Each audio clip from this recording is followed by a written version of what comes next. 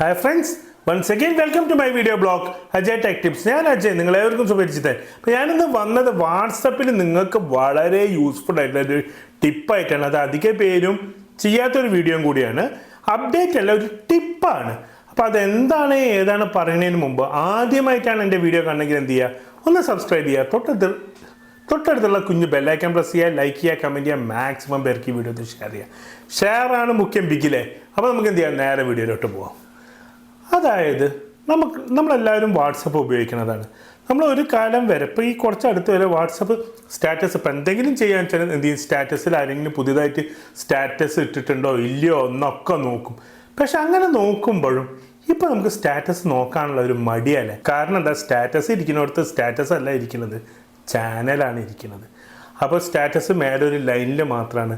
നമുക്കത് നോക്കാൻ ഭയങ്കര ബുദ്ധിമുട്ടുമാണ് അധിക പേര്. എനിക്കങ്ങനെയാണ്.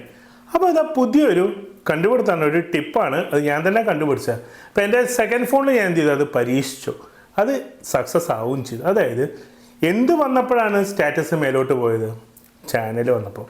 ഞാൻ സബ്സ്ക്രൈബ് ചെയ്തിട്ടുള്ള പല ചാനൽസ്, അത് എൻ്റെ ചാനലിലും ഉണ്ടൊക്കെ ഉണ്ട്. അതൊക്കെ ഞാൻ എന്ത് ചെയ്തു, വാട്സപ്പ് ചാനലാണ്, യൂട്യൂബ് അല്ല കേട്ടോ. അത് വെച്ചിട്ട് ആരും യൂട്യൂബ് ചാനൽ അൺസബ് ചെയ്യരുത്.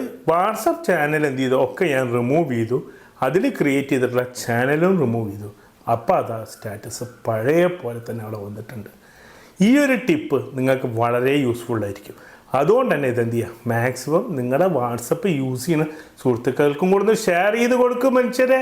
കാരണം എന്താ, അവർക്കത് യൂസ്ഫുൾ ആവണ്ടേ. അപ്പം മറ്റൊരു വീഡിയോ കാണാൻ വരെ good bye, stay safe, take care.